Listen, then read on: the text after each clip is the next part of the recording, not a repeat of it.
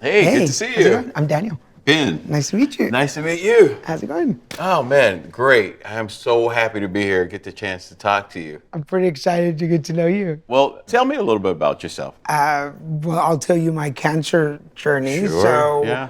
I was diagnosed with anal cancer uh, May 5th, 2015. So that's Cinco de Mayo, which was also a Tuesday. So I was diagnosed with anal cancer on a Taco Tuesday, Cinco de Mayo. And then I had an ostomy surgery on April Fool's Day the following year, Wow. 2016, April 1st. I was gonna say holidays are important to Good, your how's it cancer work? journey, right? Yeah. And how about you? So I was diagnosed with prostate cancer, early stage prostate cancer, back in 2014. Just went to a routine physical, and they found that my prostate was swollen, and then further tests revealed that I had aggressive early stage prostate cancer. I tend to be a little distant when going through kind of health crises. You know, that macho, I got this, I don't need anybody to help me carry this or shoulder this load with my cancer treatment. And for me, I found that that was not healthy, that I should have let more people into my story, right? I always tell people cancer can be a very lonely journey in your timeline.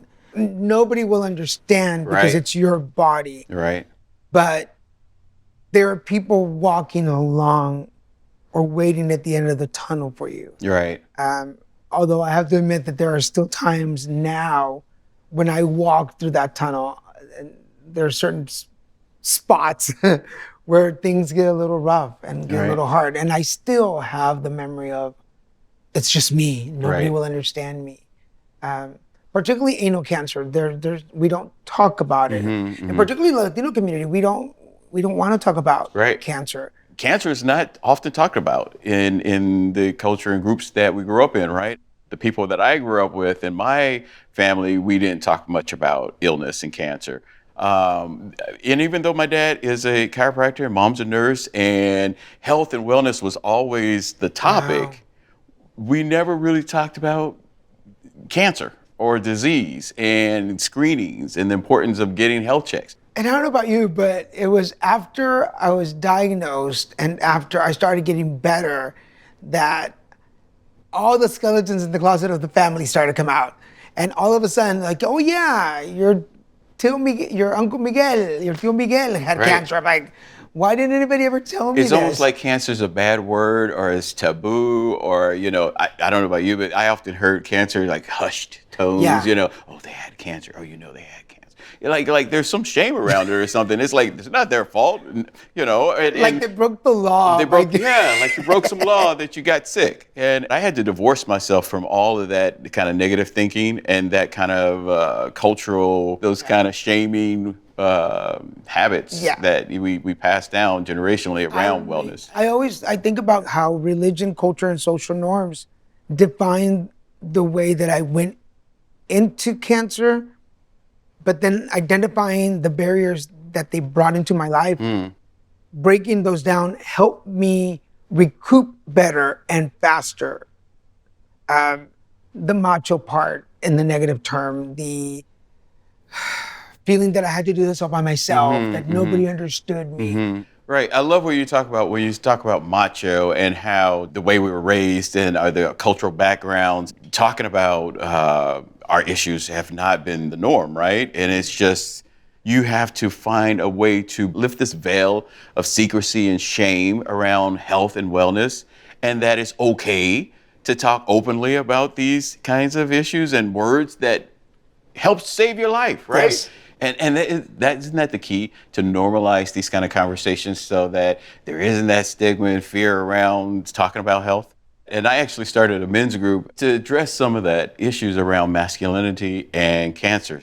And, how do you navigate that, and how do you feel about that? For me, cancer definitely has taught me that you can't run away from those emotions. And there was a point with my mental health that I started to struggle. And that's when I reached out to the oncology social workers at the center where I was being treated. And they helped me get plugged into a community of resources. And that getting involved with resiliency kind of groups that help to make me feel like this is they didn't help me feel it was normal, but they helped me find my new normal. Does that make sense? You Yeah, know, like yeah, you yeah, start totally. to say, Yeah. oh, okay, I'm not the same guy I was before, but because of this experience, I can be stronger. I can be more resilient. I can be more aware and take better care of myself. I've even learned how to take, practice good self-care. So massages, pedicures, anything that, makes me Can we feel go good, now? Like, can we do in this that body, now? man, I do it. You mentioned mental health. We think that post cancer, it's just about taking care of your body. Like, okay, let's get our body back in shape and let's get our body. But it's a mental trip that you go on. I hear people talk about it's like, I want to go back to my old self. And I always think in the back of my head, you can't. Right. You can't because your innocence, the way you think, the way you feel, and the way your energy works, it's going to be different. Right. There's a new version of you. And either you make peace with that version and go, okay, cool, let's coexist, or you find those folks that are fighting with themselves Right. constantly. It's a struggle. Yeah. But I love what you said. It's a new version of yourself. And why not a better version? Right? There's a level of maturity well, first of all, there's a level of maturity that we get as we get older. But then if you throw in a couple of experiences, and I really do think that we all should hit a rock bottom in our lives somehow Tell me about it. to be able to come back again. Why is it that we have to go such a crisis in life to get to the get best that. version of ourselves, right? But it seems like that's the way. I think because it eliminates all of the extra fluff in life.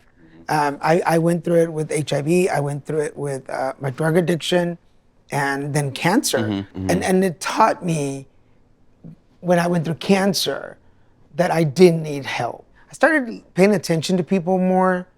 I started listening to people talk about positivity and moving forward to things, not necessarily related to cancer, but just how they did life. Like, I want to walk into a room and leave the room in a better energy than I walked in. It's like a new you, Yeah. right? This new version of you. One of my biggest fears in life is that I'll die and people won't remember me. There's no chance of that. Especially the man that I'm seeing here today. You, the man, Daniel, that you are and what you share with me today. I feel so gifted that I have now got to know you and hear your story, that there's no chance that someone will meet you and just go, no, they're going to remember you for forever. Because, what a story. It's so rich and it's so powerful, your story and how you've had to overcome your challenges. And these are human challenges, right? This is not like you signed up for this and said, oh, hey, I want this, this, and this. I'll have the cancer. Yeah, right. Yeah, none of us sign up for cancer, right? But I think who we become through this journey is a gift. I certainly feel that way, and it's a gift knowing you. And I think, these little times like this mean the world to me, and I'm honored, truly honored, that you've taken the time to share your story with me. And I brought you a little gift. I hope you don't mind. I didn't bring you anything. So. You brought you. Well, thank you. And may I give them to you? Absolutely. Okay, absolutely. so these are prayer beads that I brought for you. Thank you. I They're have beautiful. them in my home, and I carried them, not this pair, but I carried them with me when I was going to treatment, and I just thought that I could share a set with you. Oh, really? You're going to make me cry. Are you serious? This is amazing. for you. Thank you. And may I say, one of the best things about you, Daniel, is the light that you carry. I feel like I've gained a brother, and you really have touched my heart. One of the things that I hope for other men is that I can help shed some light on their journey and to know that they can get through it, and that there is a gentleman like yourself and like me waiting on the other side that are saying, come on over this way. We're part of a community, a brotherhood of support that is available to them. And, even if they don't know you and me and get to meet us, there's somebody in their local community that they can reach out to. You can reach anybody anywhere as long as they have a phone, a laptop, or a computer. you can reach people. So whoever is watching us talk right now, they can have this dialogue for themselves, whether it be one-on-one or in a group. We're in a special place now. I think we're in a special brotherhood, and it's a gift. Yeah. It's a gift. It's like now I have a new brother that understands me on a whole nother level. And I don't have to explain, the past and all that, because you already understand where I've walked. And I think we're walking this journey together from here on out. Thank you. Thank you.